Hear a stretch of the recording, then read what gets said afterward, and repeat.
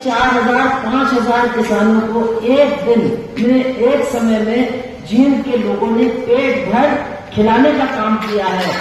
और जो पंजाब और हरियाणा के बीच में कभी कभी एक द्वेष भाव भी पैदा करने की कोशिश यहाँ की सरकारों ने की, आपकी रोटियों ने और आपके प्यार ने इस द्वेष भाव को दूर करने में बहुत बड़ा काम किया है। और पंजाब के लोग कहते थे कि हमसे भी बड़ा लंगर कोई कर सकता है, ये हमने कभी सोचा नहीं था। लेकिन इस लंगर में जो सबसे महत्वपूर्ण बात थी उसको याद करना आज जरूरी है, क्योंकि जब संघर्ष खत्म हो जाता है तो बहुत सी बातें जो हम सीखते हैं उनको भी हम धीरे धीरे भूलने लगते हैं। उस लंगर को चलाने के लिए पहली बात तो यह है कि गांव की महिलाओं का जबरदस्त योगदान था। उस पूरे किसान आंदोलन को चलाने में गांव की महिलाओं के योगदान को लोग भूल गए हैं। जब सारे पुरुष दिल्ली में बैठे हुए थे तो गांव को संभालना, खेत को संभालना, पशुओं का पालन करना, घर को चलाना, ये सारा काम महिलाओं ने किया। और काम ही नहीं किया, हरियाणा की महिलाओं ने अपना ये दुपट्टा पीछे करके ट्रैक्टर चलाना भी सीखा और दिल्ली की सड़कों पर आकर के ट्रैक्टर चलाया, क्योंकि बगैर ठंडा दिखाए ट्रैक्टर चलाना संभव नहीं है। ये एक बहुत बड़ी क्रांति समाज के अंदर हरियाणा में हुई जो आपके योगदान की निशानी थी। लेकिन यही नहीं, जो वो लंगर चला उसके लिए गांव के हर घर से रोटी ली गई। ये नहीं पूछा गया कि ये दलित का घर है, कि ये जाट का घर है, कि ये सैनी का घर है या ये किसका घर है। ये हमारे गांव के गरीब किसान का घर है, खेत मजदूर का घर है, ये ऐसी महिला का घर है जिसका पति मर चुका है। सबसे रोटियां ली गई, सबसे राशन लिया गया और उसी को खिलाया गया। और इस देश में जात पात को मानने वाले लोगों ने भी नहीं पूछा कि इस रोटी को किसने बनाया है, ये किसके हाथ की रोटी है। संघर्ष के अंदर इस बात की समझ लोगों के अंदर आई कि अगर संघर्ष हमको करना है, अगर संघर्ष हमको जीतना है तो हमारी एकता जरूरी है। जात पात को समाप्त करना, धर्म भेद को समाप्त करना, ये हमारी लड़ाई की जीत की बुनियाद है। अगर इस बुनियाद को मजबूत नहीं करेंगे तो हमारी लड़ाई भी कमजोर हो जाएगी और हमारी जीत हमसे छिन जाएगी। इस बात को हम लोग बहुत जल्दी भूल जाते हैं। इस बात को हम लोग बहुत जल्दी अपने जहन से निकाल देते हैं और संघर्ष खत्म होने के बाद अपने तमाम जात पात के आधार पर बने हुए जो छोटे छोटे दरबे हैं उनके अंदर चले जाते हैं। और बड़े बड़े शासक हमारे अंदर जो नफरत पैदा करते हैं उस नफरत को एक बार फिर हम जिंदा करने का काम करते हैं। तो मैं जींद से ही नहीं, हरियाणा के कोने कोने से आए हुए अपनी बहनों से और अपने भाइयों से कहना चाहती हूँ, उस एकता के सबक को मत भूलिए। अगर किसान आंदोलन को हमने एकता के आधार पर लड़ा है तो आगे चल करके इस समाज को बदलने का की लड़ाई भी हम अपनी एकता को मजबूत करके ही लड़ेंगे और उस लड़ाई को भी हम जीतेंगे। तो आज आपका ये जो सम्मेलन 12वां शुरू होने जा रहा है, 2 दिन तक आप लोग बहस करोगे और आने वाले दिनों में अपने काम को और कैसे बढ़ाया जा सकता है, किन चीजों पर हमको ज्यादा ध्यान देना है, इस पर हम लोग चर्चा करेंगे। लेकिन उसके पहले मुझे उद्घाटन करने का मौका मिला है तो निश्चित रूप से कुछ बातों को मैं आपके सामने, क्योंकि मैं भी करीब 6 साल से हरियाणा लगातार आ रही हूँ, आपके बीच में बैठती हूँ, अलग अलग जिलों में भी जाती हूँ, तो हरियाणा की भी बहुत सी बातें करनी है, देश की भी करनी है।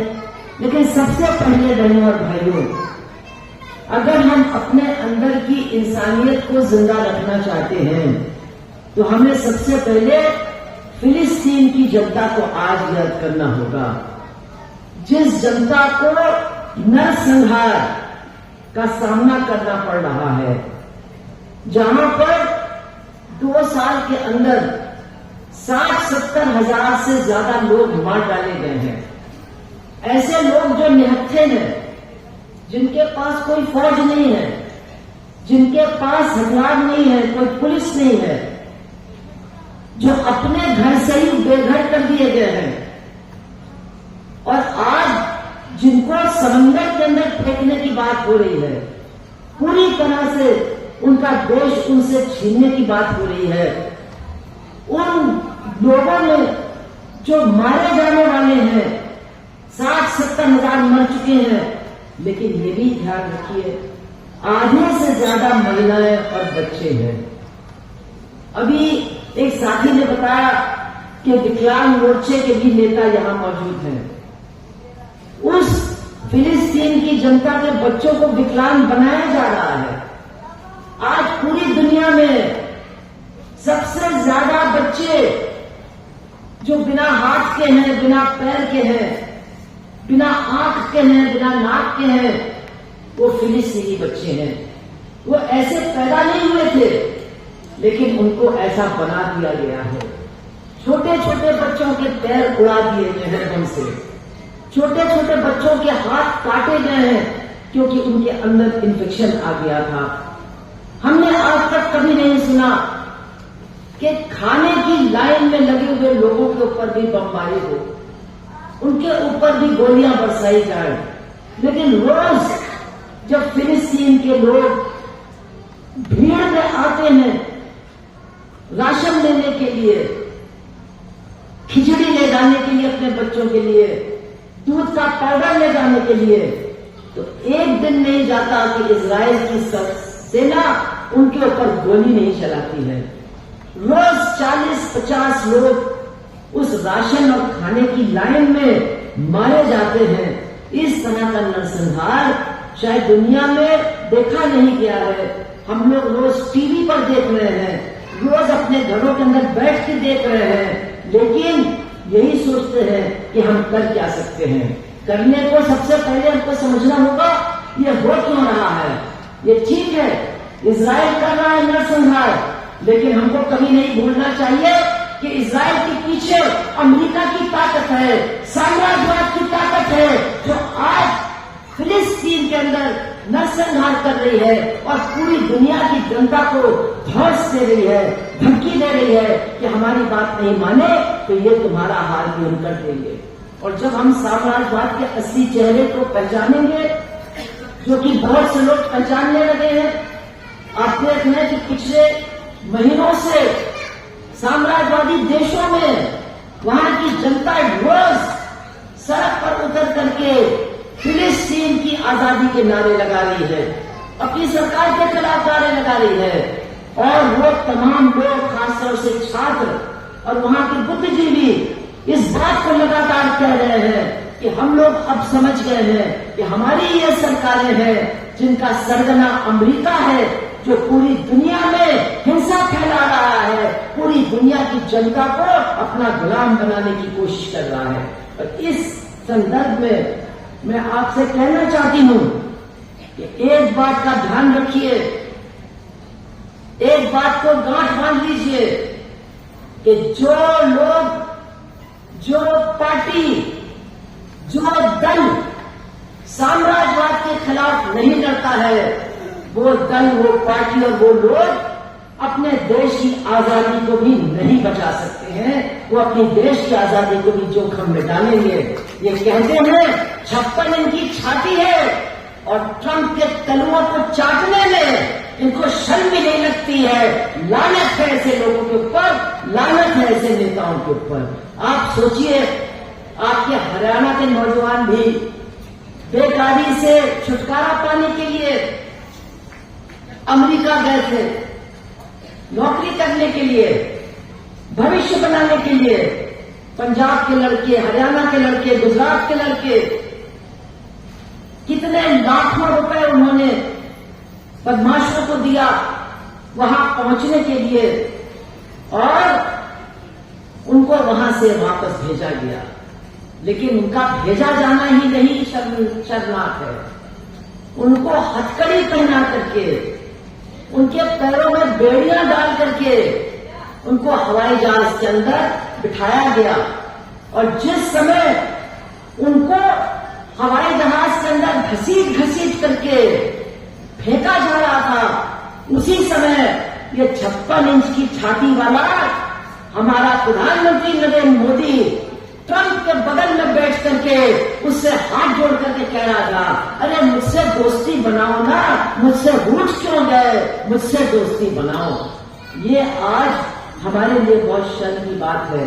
और मैं कहना चाहती हूं, आप लोग सब ध्यान से सुनिए, जो लोग साम्राज्यवाद की असलियत को नहीं समझते हैं, दुनिया में जो जनता अपनी आजादी के लिए लड़ रही है, उनका साथ नहीं देते हैं, वो लोग कभी भी अपने देश की आजादी को नहीं बचा करके रख सकते हैं, अपने देश को आगे बढ़ाने का काम नहीं कर सकते हैं।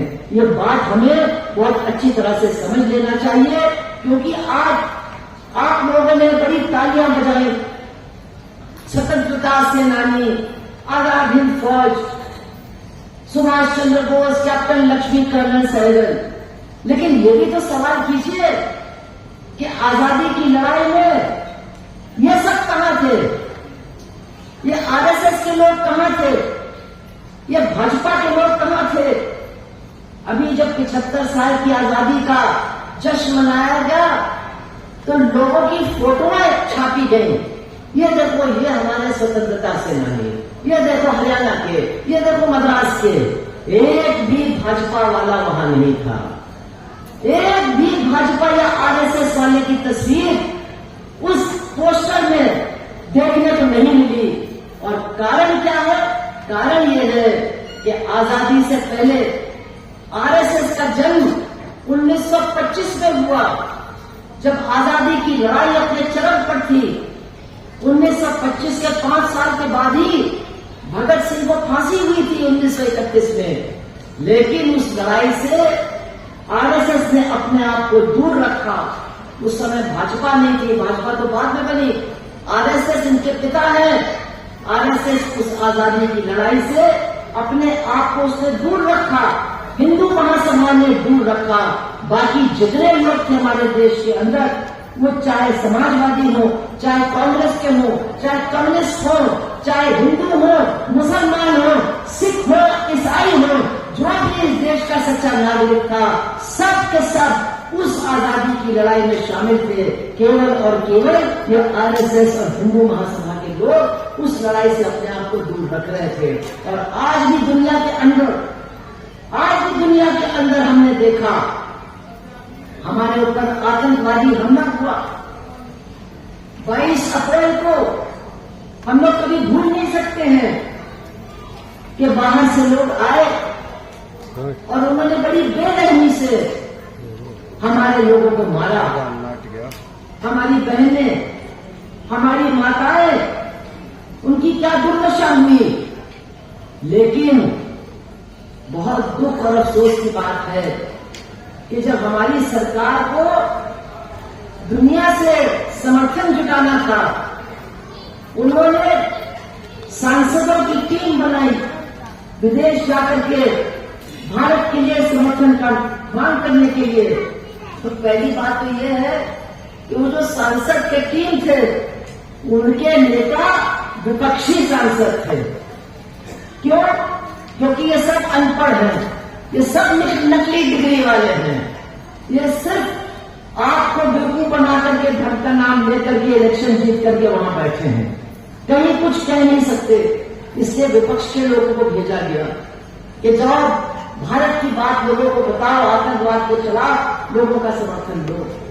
लेकिन जब वो लोग गए, मैं आपको बताना चाहती हूं, अच्छा बातचीत मत करिए, काली दुपट्टे वाली है, भूल जाइए, बातचीत नहीं। जब ये लोग गए विदेश, जब लौट करके आए तो हम लोगों की भी मुलाकात हुई और उन्होंने कहा कि आज जिस भारत के साथ पूरी दुनिया खड़ी होती थी, दुनिया के तमाम गरीब देश खड़े होते थे, आज भारत की ये दुर्दशा है कि एक भी देश दिल खोल करके भारत का साथ देने के लिए तैयार नहीं है। तो बहनों, इससे हमको कुछ सीखना चाहिए। जब हम किसी के साथ खड़े नहीं होंगे, जब हम किसी का दुख दर्द, अपना दुख दर्द नहीं समझेंगे, जब अपनी आजादी के लिए लड़ने वाले लोगों की आजादी की लड़ाई के साथ हम अपने आप को नहीं जोड़ेंगे, जब हमलावरों और आक्रमण करने वालों का हम साथ देंगे, तो यही हाल होगा जो आज हमारा हाल हुआ। लोगों ने कहा बहुत बुरा हुआ आपके साथ, लेकिन हम खड़े होने के लिए तैयार नहीं हैं, हम आपके साथ खड़े होने के लिए तैयार नहीं हैं। तो ये बहुत बड़ा सबक है, हम लोग सबको इससे सबक लेना चाहिए। आज हमारा ये संगठन बहुत ही विपरीत परिस्थितियों में अपनी लड़ाई को आगे ले जाने की सोच रहा है। बहुत विपरीत परिस्थितियों में बहुत बड़े दुश्मनों के खिलाफ हम लोग आज भी मैदान में खड़े हैं, अपनी बात को कह रहे हैं। और उसके पीछे कारण क्या है? हमको हिम्मत कहां से मिलती है? हमको हिम्मत मिलती है हमारी एकता से। हमें हिम्मत मिलती है जब हम सोचते हैं कि आज हम हरियाणा में खड़े हैं तो हमारे साथ केरला में भी हमारी बहनें खड़ी हैं। अगर हम मद्रास में खड़े हैं तो महाराष्ट्र में भी हमारी बहनें हमारे साथ खड़ी हैं। हमारे अंदर ये विश्वास है कि हमारी ये महिलाओं की एकता तमाम जनवादी ताकतों के साथ जुड़ करके निश्चित रूप से आगे बढ़ेगी और ये जो तानाशाहों की सरकार है इसको एक न एक दिन रास्ते से उखाड़ फेंकेगी और आजादी के साथ हम एक ऐसे राज को कायम करेंगे जो इंसाफ करेगा, जो सबके साथ न्याय करेगा। तो आज हम जब अपना सम्मेलन कर रहे हैं तो हमको इसी एकता को मजबूत करने का काम करना है और इसके साथ साथ हमको यह भी देखना है कि हमारे आगे बढ़ने के रास्ते में कौन कौन से रोड़े पैदा हो रहे हैं। जो आपका पिछला सम्मेलन हुआ था, मेरे ख्याल से करनाल में हुआ था, करनाल में आपका पिछला सम्मेलन हुआ था, उसमें भी मैंने आपके सामने भाषण दिया था और मैंने आपसे कहा था कि इस सरकार के आने के बाद 2014 के बाद हमारे और आपके सामने जो खतरे हैं वो बहुत ज्यादा बढ़ गए हैं। हमारी जो असुरक्षा है वो भी बहुत ज्यादा पहले से बढ़ गई है। और मैंने एक शब्द का इस्तेमाल किया था और मैंने आपसे कहा था इस शब्द को गांठ बांध लो। वो शब्द क्या था? मनुवाद। मैंने आपसे कहा था ये मनुवादी सरकार है, ये मनुवादी सरकार है जो इस देश के संविधान को नहीं मानती। लोगों ने सोचा ये शायद कुछ ज्यादा बोल रही है। मैंने कहा था ये सरकार ऐसी है, आरएसएस के लोगों ने 1949 में कहा था, जब बाबा साहब अंबेडकर ने संविधान को संसद में पारित करने के लिए रखा था और वो पारित हुआ, लेकिन ये आरएसएस और हिंदू महासभा के लोग 1950 में इन्होंने क्या किया? इन्होंने डॉक्टर अंबेडकर का पुतला, जवाहरलाल नेहरू का पुतला दिल्ली के रामलीला मैदान में जलाया। डॉक्टर अंबेडकर के पुतले पर अपनी चप्पल मारी, जूता मारा और कहा इस संविधान को हम नहीं मानते, इस कॉन्स्टिट्यूशन को हम नहीं मानते। उन्होंने लेख लिखे और उन लेखों में उन्होंने कहा कि हम इस संविधान को नहीं, हम तो इस देश का संविधान मनुस्मृति को बनाना चाहते हैं, उसके आधार पर इस देश के कानून हम बनाएंगे। और मैंने थोड़ा बहुत आपको बताया था, शायद आपको याद न हो, कि ये मनुस्मृति है क्या। लोगों ने थोड़ा बहुत नाम सुना है, थोड़ा बहुत लोगों ने मनु महाराज कोई बहुत बड़े ऋषि थे, लेकिन ये मनुस्मृति है क्या चीज, आज उसको समझना बहुत ज्यादा जरूरी है।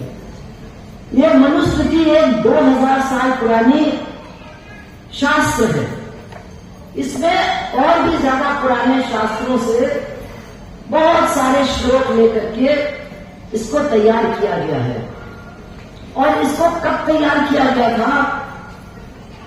जिस समय हमारे देश में अशोक जैसे सम्राट थे, जो बौद्ध धर्म को मानने वाले लोग थे, जो जैन धर्म को मानने वाले लोग थे। अब ये राजा थे, हम नहीं कहते कि बहुत अच्छे थे, लेकिन इनकी खास बात क्या थी वो आप समझिए।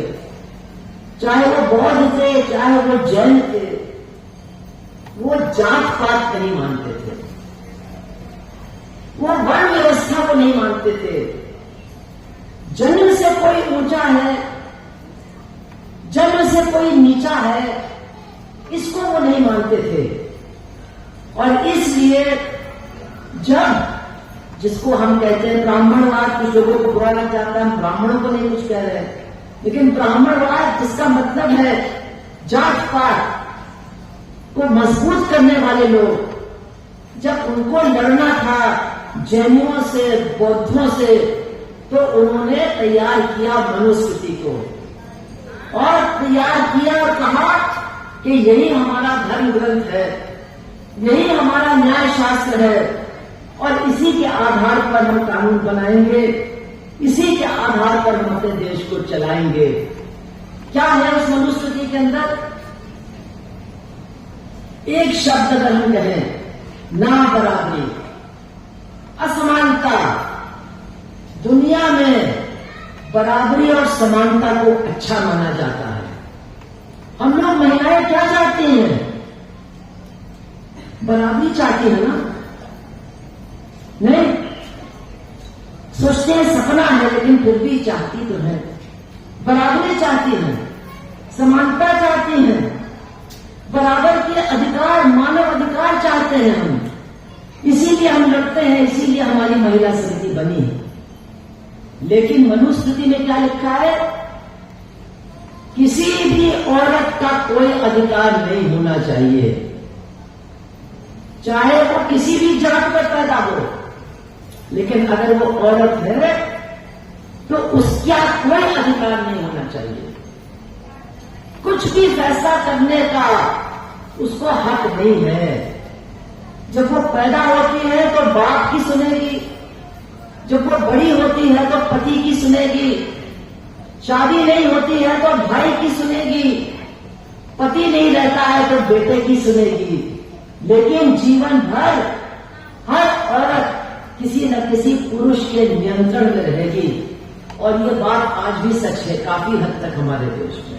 हमारी गरीब महिलाएं कह रही हैं हाँ आज भी ये चलता है, लेकिन चूंकि संविधान है, चूंकि हमको मालूम है कि कानून बन गया है कि बराबर हो सकते हैं, तो हमारे अंदर हौसला होता है कि बराबरी के लिए हाथ में संविधान लेकर के हम लड़ सकते हैं। क्या कहता है मनुस्मृति? औरतों का कोई अधिकार नहीं है। और पुरुषों के बारे में क्या कहता है? कि जो ब्राह्मण है, जो ब्राह्मण पैदा हुआ वो सर्वश्रेष्ठ है।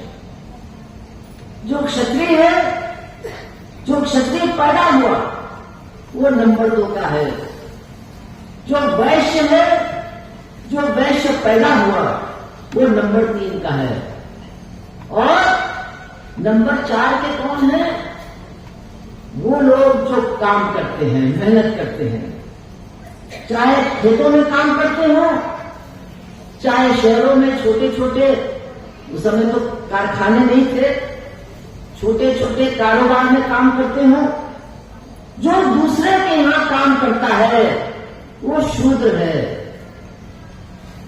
और जिस जात में आप पैदा हुए हो, आप उस जात से छुटकारा नहीं पा सकते हो। आपको उसी जात में रहना है और उस जात का जो पेशा है वही आपका पेशा रहेगा। अब दलित कहां है इसमें? ब्राह्मण, क्षत्रिय, वैश्य, शूद्र। दलित तो जाति व्यवस्था के ही बाहर है मनुस्मृति के हिसाब से, क्योंकि वो अछूत हैं।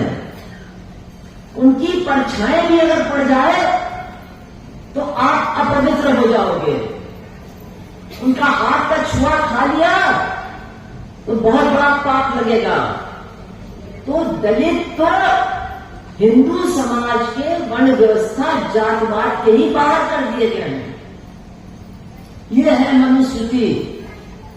और इसमें लिखा है कि जो शूद्र है उसका काम है सिर्फ काम करना, उसका धर्म है काम करना, कभी भी मुंह खोल करके वो कुछ मांग नहीं सकता है।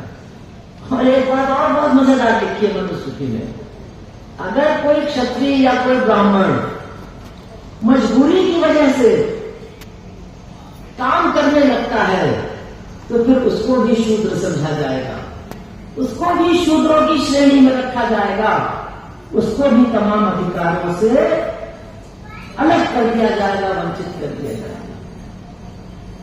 अब पहली बात तो मैं आपको यह भी समझा दूं कि औरतों के ऊपर इतनी सख्ती क्यों? क्योंकि आपके यहां पे ये खा पाप वाला मामला भी चलता है ना। लोग कहते हैं बड़े खराब लोग हैं, पता नहीं अपनी बेटियों को कैसे मार डालते हैं। अरे ये मनुस्मृति बताता है उनको। लड़कियों को नियंत्रण में रखना क्यों जरूरी है? इसलिए कि अगर अपने से छोटी जात में लड़की ने शादी कर ली तो उसके बच्चों का क्या होगा? और अगर ये शादियां बहुत होने लगी तो फिर ये जो जात की व्यवस्था है यही चरमरा करके खत्म हो जाएगी। इसलिए जात पात को जिंदा रखने के लिए औरतों को नियंत्रण में रखना बहुत जरूरी है। इधर उधर हो गई तो प्रलय हो जाएगा, सब गड़बड़ हो जाएगा।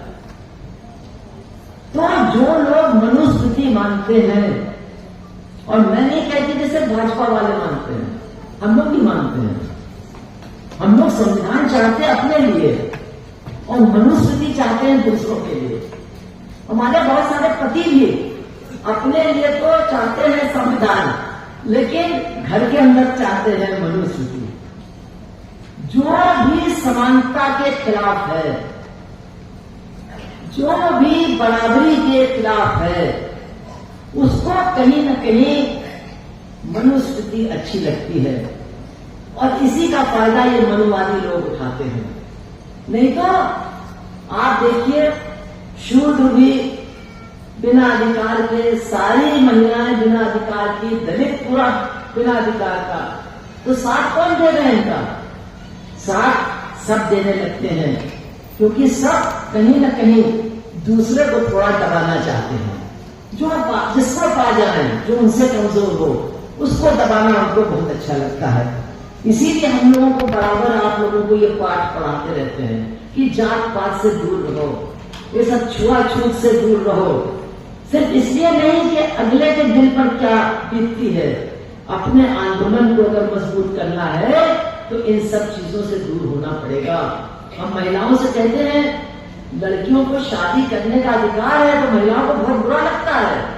तो क्या हम अपनी लड़कियों को भगा दें? नहीं, मत भगाओ, लेकिन उनसे बातचीत करो, उनके दिल में क्या है उसको समझो। वो आपको दोस्त समझे, दुश्मन न समझे, अपनी बात आपके साथ खुल करके कर सके, ऐसा माहौल अपने घर में बनाओ। ऐसा माहौल बनाओगे तो कोई भागे वागेगा नहीं। जब उसको डर लगेगा कि एक लड़के से मैं बात कर रही थी, घर तक बात पहुंच जाएगी, तो भाग जाती है। तो ये सब मत करो और अपने दिल को थोड़ा चौड़ा करो, पुरुष भी महिलाएं भी। जो आप अपने लिए चाहते हो, अपने लिए आजादी चाहते हो, नहीं मिली तो बच्चों को तो थोड़ा उसका मजा लेने दो, उसका फायदा उठाने दो।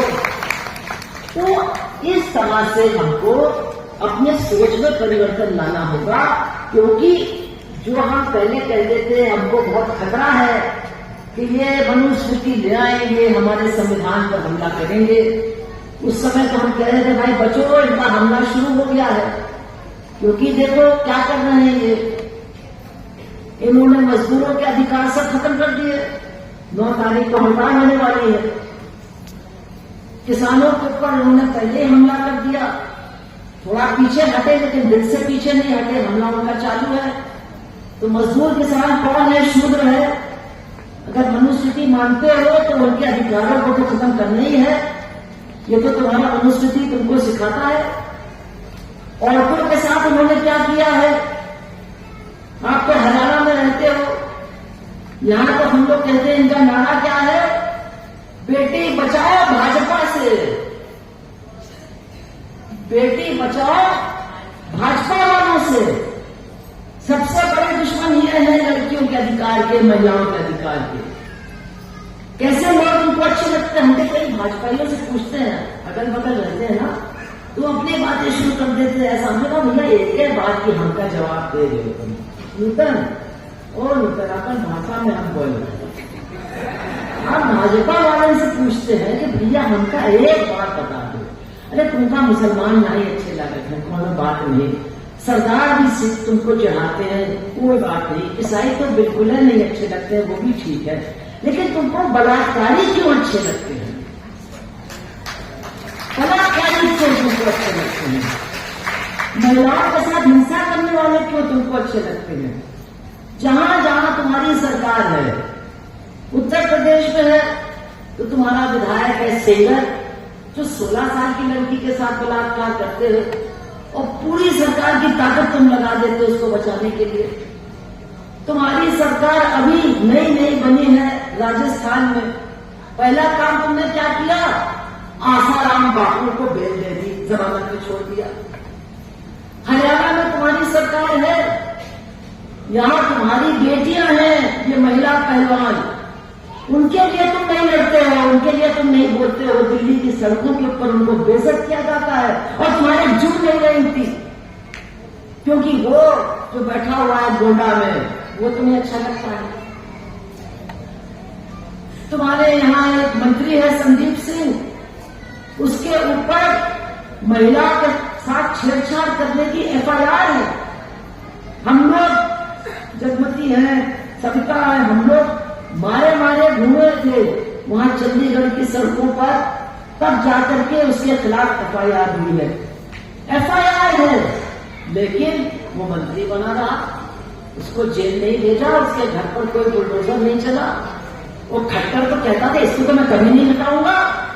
हमको लगता है वो खट्टर खुद ही उसके साथ मौज मारता था, क्योंकि वो खेल मंत्री था और जिन औरतों को वो परेशान करता था, मजबूर करता था, निश्चित रूप से हमको लगता है ये खट्टर जो खटा रहा था उसका भी कुछ न कुछ मामला बहुत गड़बड़ था इसमें, तभी वो संदीप सिंह को इतना बचा रहा था।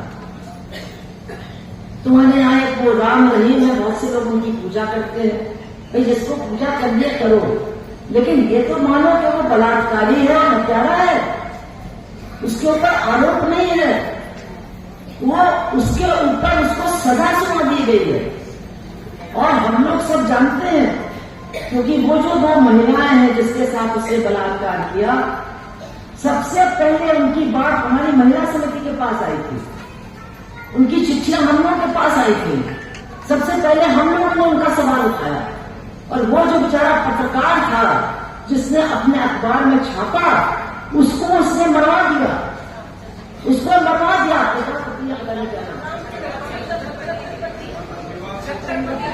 जो भी था उसको मरवा दिया, लेकिन वो केस किसी तरह से चलता रहा, उसके लड़के ने भी केस लड़ा और आखिर में न्यायालय ने उसको सजा दी कि इसने किया है।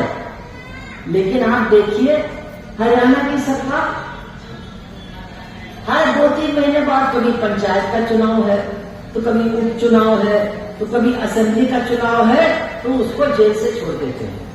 जाओ अपने आश्रम में बैठो और हमारा प्रचार करो।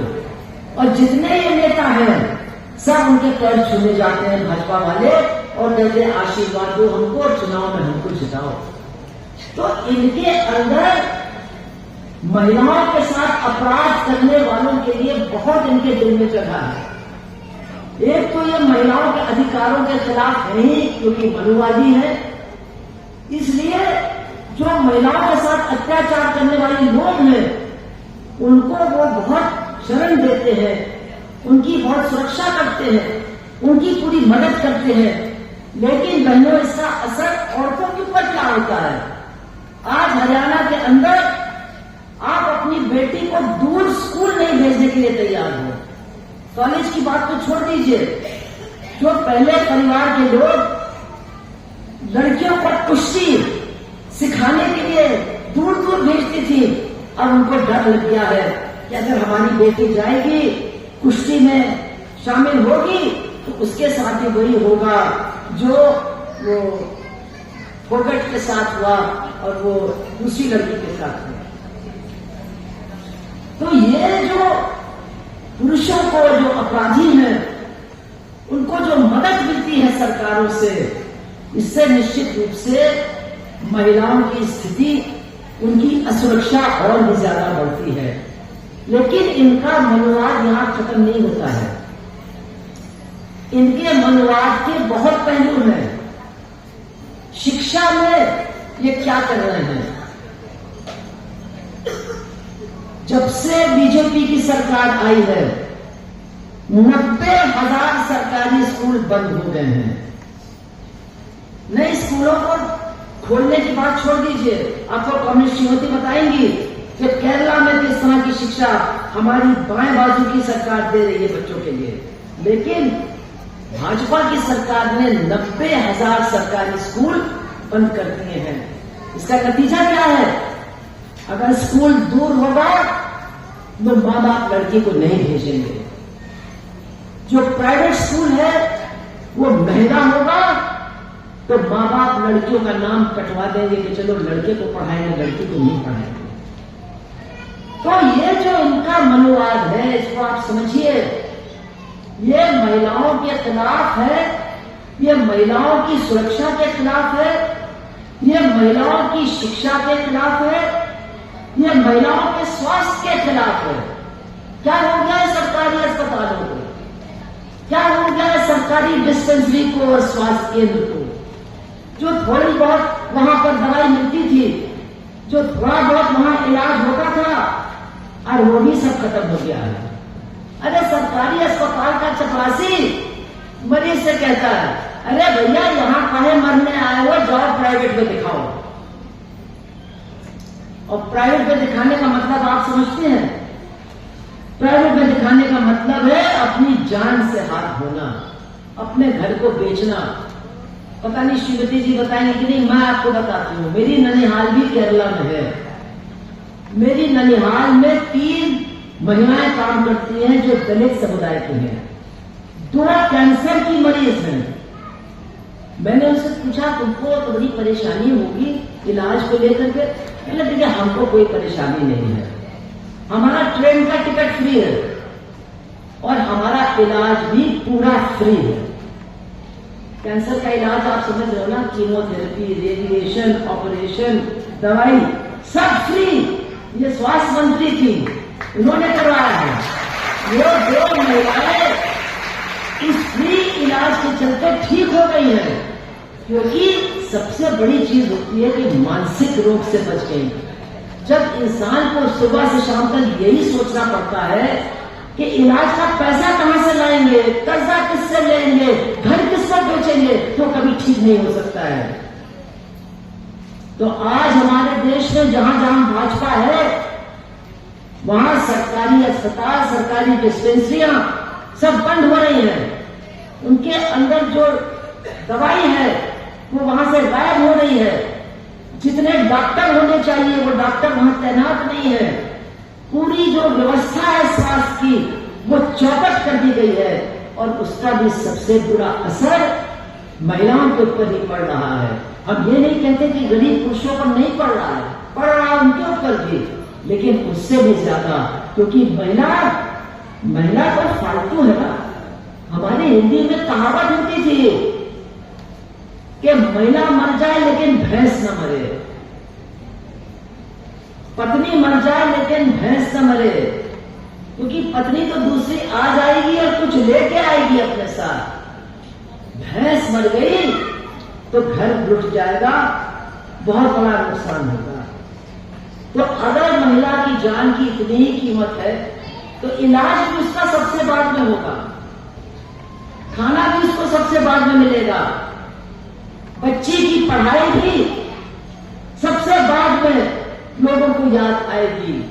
और पिछले 10 साल में इस मनुवादी सरकार ने महिलाओं को बीमार, महिलाओं को कमजोर और महिलाओं को अनपढ़ बनाया है। मैं अभी आंकड़ा देख रही थी, हरियाणा में हमसे लोग कहते थे बहुत स्कूल हैं, सरकार ने स्कूल लगा दिए हैं, ढेरों लगा दिए हैं, लेकिन महिलाओं का साक्षरता दर कितना है? 70% से कम। यानी 100 में 30 औरतें अंगूठा छाप हैं। बीए एमए की बात छोड़ दीजिए, मतलब अपना नाम भी ठीक से लिखना नहीं जानती। ये है हरियाणा की हालत, जो और भी ज्यादा बिगड़ी है। और इस सब का नतीजा क्या है कि जिस बात को लेकर के हम लोगों ने पता नहीं कितनी लड़ाइयां लड़ी हैं, महिला भ्रूण हत्या, वो भी अब बढ़ रही है हरियाणा में, बढ़ रही है। लड़कों की संख्या लड़कियों के मुकाबले बढ़ रही है।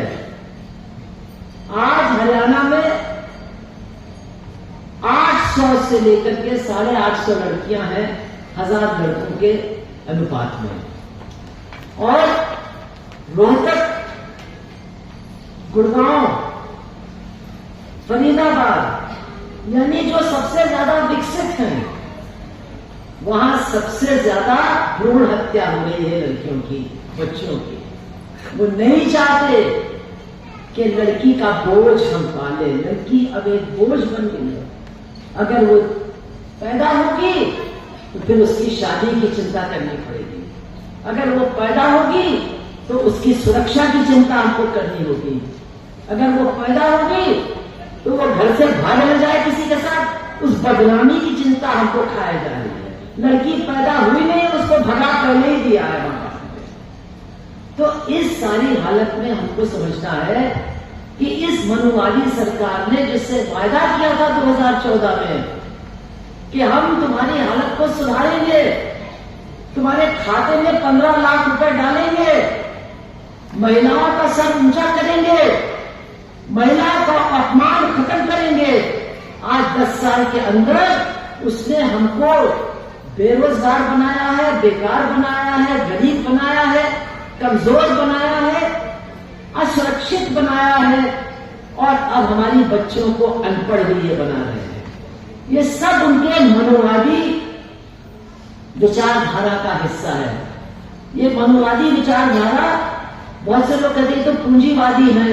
हाँ, पूंजीवादी है, लेकिन जो कहते हैं ना, वो कौन सा नींव चढ़ा, करेला और नींव चढ़ा, ये बाकी देश में जहां पूंजीवाद है वो तो करेला जैसे वो कड़वे हैं, लेकिन अपने यहाँ तो मौजे मौज है, करेला और नींव चढ़ा। मतलब हमारे यहाँ तो पूंजीवाद है, उसका शोषण है, और उसके साथ ये जात पात वाला मामला भी जुड़ा हुआ है, ये मनोवाद भी उसके साथ जुड़ा हुआ है। इससे सबसे ज्यादा शोषण का शिकार हमारा देश है और उसकी महिलाएं हैं। मैं आपको और भी उदाहरण दे सकती हूँ।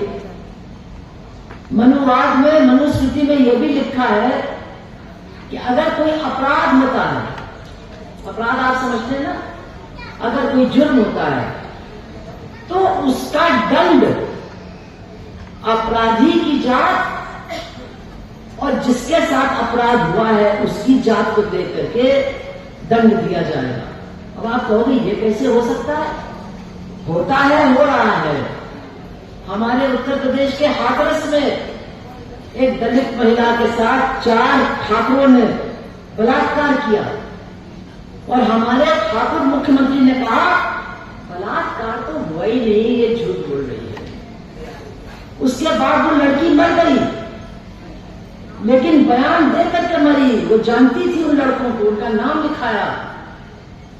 पूरे देश में बवाल हुआ, आप लोगों ने भी यहां धरना प्रदर्शन किया, तब जाकर के वो 4 लड़के बंद हुए।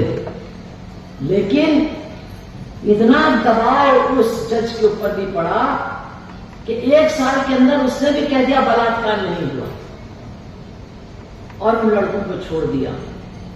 एक लड़का बंद है कि गलती से दुपट्टा उसने खींच दिया तो वो लड़की मर गई, उसकी कोई मारने की इच्छा नहीं थी।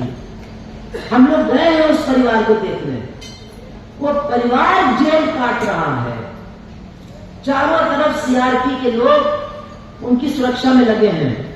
उस सीआरपी वाले ने बताया हमको, बहन जी अगर हम 10 मिनट के लिए हट गए तो ये भी जिंदा नहीं रहेगा।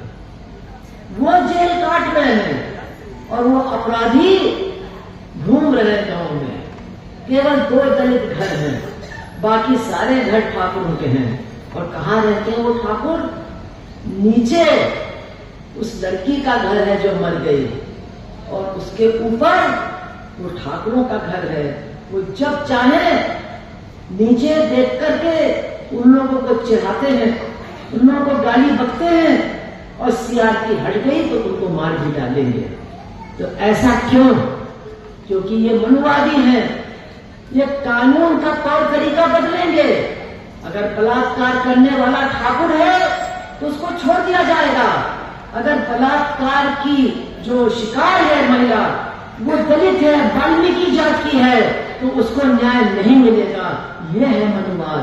इसलिए हमको इससे डरना है, इसलिए हमको इससे बचना है, क्योंकि इसको लागू इन्होंने करना शुरू कर दिया है। ये लागू हो रहा है। ये हमारी पढ़ाई लिखाई को बदल रहे हैं, ये हमारे न्याय के तौर तरीके को बदल रहे हैं। ये जैसा कि मैंने कहा, पढ़ाई लिखाई नौकरी सब कुछ हमसे छीन रहे हैं। जब सब कुछ प्राइवेट में चला जाएगा तो दलितों को आरक्षण कहां मिलेगा? फिर दलित क्या करेगा? सीवर लाइन साफ करेगा, नाली साफ करेगा, ठेके में काम करेगा, और जब उनका जी चाहेगा काम पकड़ करके उसको नौकरी से बाहर कर दिया जाएगा। यह है इनका मनुवाद। इनका काम शुरू हो गया है। संविधान को बदलने का काम, उसको खोखला बनाने का काम इनका शुरू हो गया है। और मैं बताना चाहती हूं कितना खतरा है। 2 दिन पहले जो आरएसएस का नेता है, उसने कहा कि भाई अब तो बहुत हो गया, अब तो संविधान से 2 शब्द निकालना जरूरी है। कौन से 2 शब्द?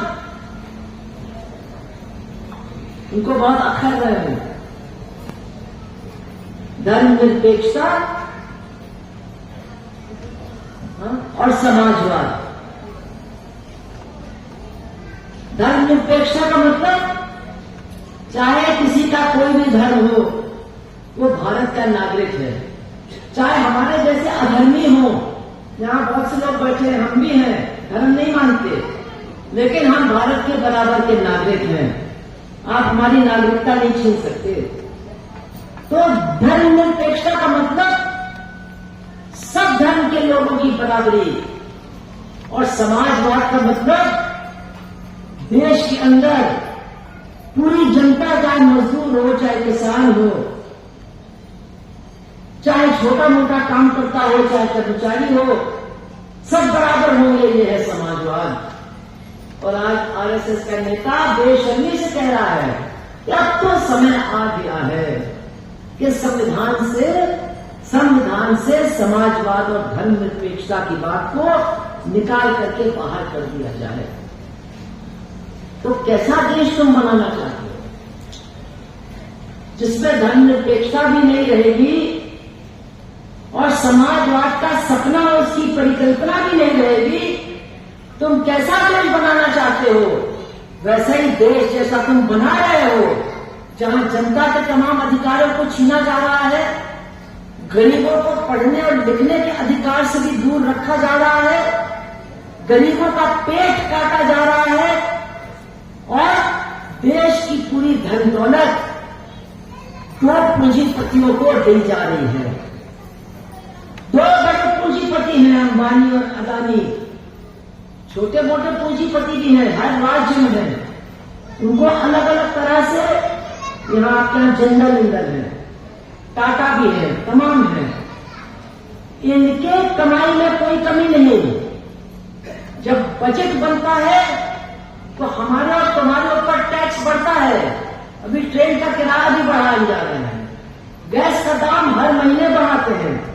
हमारे और तुम्हारे ऊपर टैक्स ही बढ़ाते हैं, लेकिन अपने बजट में अंबानी, अदानी, बिरला, जिंदल, टाटा, इनका टैक्स घटाते हैं। सारे देश की दौलत इनकी जेब में डाल रहे हैं। सारे देश का संसाधन इनको स्थानांतरण कर रहे हैं। आज आप देखिए, पहले सरकार हवाई जहाज की मालिक थी, हवाई अड्डे की मालिक थी, जो हमारे बंदरगाह हैं उनकी मालिक थी, बैंक की मालिक थी, हर बड़े संस्थान की मालिक थी। वहां लोगों को नौकरी मिलती थी, वहां दलितों को भी नौकरी मिलती थी। लेकिन आज हमारे बैंक, आज हमारी LIC, आज हमारे तमाम संस्थान, आज हमारे हवाई अड्डे, आज हमारे बंदरगाह, आज सब कुछ अंबानी और अदानी के हवाले किया जा रहा है। इस अदानी के ऊपर अमेरिका में केस चल रहा है, उन्होंने उसके ऊपर मुकदमा किया है। हमारे नौजवान लड़के जो वहां बेकारी से छुटकारा पाने जाते हैं, उनके लिए तो तुमने ट्रंप को छूट दे दी है कि हथकड़ी डाल करके और पैर में बेड़ियां डाल करके उनको वापस भेजो। लेकिन अदानी के ऊपर मुकदमा चल रहा है, उस मुकदमे का वारंट हमारी सरकार अदानी तक पहुंचाने के लिए तैयार नहीं है। ये हो रहा है हमारे देश में।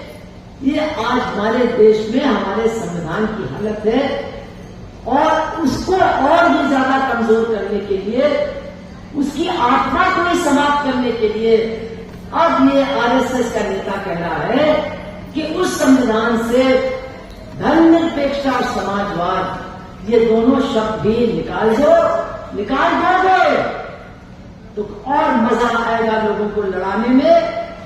निकाल दोगे तो ये गरीब जनता समाजवाद और बराबरी का सपना भी देखना बंद कर देगी, हमेशा के लिए बंद कर देगी। ये उनकी मंशा है। और अब मैं आपको बताना चाहती हूं बहुत संक्षेप में कि ये धर्मनिरपेक्षता हमारे लिए जरूरी क्यों है। बहुत से लोग कहते हैं, अरे यहां हिंदू ज्यादा है तो हिंदू राष्ट्र बन जाए तो क्या बुराई है। लोग कहते हैं हम लोग सब हिंदू हैं, हिंदू राष्ट्र बन जाए तो ठीक है। मुसलमान तो वैसे ही बहुत तंग करते हैं हमको, पता नहीं कोई तंग करता होता नहीं, लेकिन हमको लगता है कि बहुत हमको तंग करना है। जैसे बिना बच्ची को पैदा किए हमको लगता है कि ये भाग जाएगी किसी के साथ, भागने वाला भी पैदा नहीं हुआ है, लेकिन हमको दिखाई दे रहा है कि लड़की को भगाने वाला भी पैदा हो रहा है, लेके भागेगा। तो बहुत सी चीजों को हम लोग देखते हैं जो है नहीं। तो हम लोग कहते हैं हिंदू राष्ट्र बन जाएगा तो क्या बुरा है इसमें। पहली बात तो यह है हिंदू राष्ट्र बनेगा तो उसमें समानता नहीं होगी। हमारे यहाँ यूपी में जब योगी सरकार आई तो बहुत सारे गांव के दलितों से कहा गया कि तुमको राशन कार्ड मिलेगा और घर भी मिलेगा अगर जो मुसलमान बन गए थे, अगर तुम फिर हिंदू बन जाओगे। तो उन्होंने कहा ठीक है, जब राशन कार्ड मिलेगा घर बनेगा तो हम बन जाएंगे। तो वो फिर हवन कराया गया और पाठ कराया गया और कहा अच्छा तुम हिंदू बन गए। उन्होंने कहा ठीक है हम हिंदू जो बन गए, अब आप बताइए हम कौन से वाले हिंदू बने हैं। कहने क्या मतलब, कहते भाई हिंदू में जातियां होती हैं तो हम कौन से हिंदू बन गए हैं। उनको जवाब मिला कि जिस जाति को छोड़ करके तुम मुसलमान बने थे, अब हिंदू बन गए तो वापस तुमको उसी जाति में जाना पड़ेगा। मतलब तुम धर्म में तो आ सकते हो लेकिन बराबरी तुमको नहीं मिल सकती है। जात पात हमारे धर्म से जाने वाला नहीं है। तो आप समझ लीजिए कि ये कैसा देश बनाना चाहते हैं। अभी हमने देखा कि हमारे घर के बगल में इटावा जिला है, वहां पर एक कथावाचक को ब्राह्मणों ने बुलाया अपने गांव में। वो कथावाचक कानपुर का है, सब लोग जानते हैं कि कौन है। उस कथावाचक को बुलाया, वो गया अपने 2-3 लोगों को लेकर के। तो वहां जिसने बुलाया था उसने कहा अच्छा बताइए महाराज आपकी जाति क्या है। तो उसने कहा भाई हम यादव हैं। कहले यादव हो, अरे सब ब्राह्मण इकट्ठा हो गए, यादव होकर कैसे तुमने हिम्मत की यहां आने की। उसको पकड़ करके उसका सर घोटा और जो सबसे बूढ़ी ब्राह्मण औरत थी उसका पेशाब उसके सर के ऊपर डाला कि तुमने हिम्मत कैसे की, जबकि उसने कभी नहीं कहा था कि मैं यादव नहीं हूं। तो यही है ना, हिंदू राष्ट्र में कौन कैसा रहेगा, किसको कौन सा स्थान मिलेगा, ये भी तो समझना जरूरी है, ये भी तो जानना जरूरी है। क्योंकि मनुस्मृति में तो लिखा है अगर तुम शूद्र हो अगर तुम वेद का पाठ करोगे शंभू की तरह, तो तुमको भी शंभू की तरह मारा जाएगा। भगवान राम तो नहीं आएंगे तुमको मारने, लेकिन कोई ना कोई आएगा तुमको मारने के लिए, क्योंकि इससे बड़ा पाप कोई हो नहीं सकता है। तो पहली बात तो यह है कि हिंदू राष्ट्र से समझिए। दूसरी बात यह कि धर्मनिरपेक्षता क्यों जरूरी है।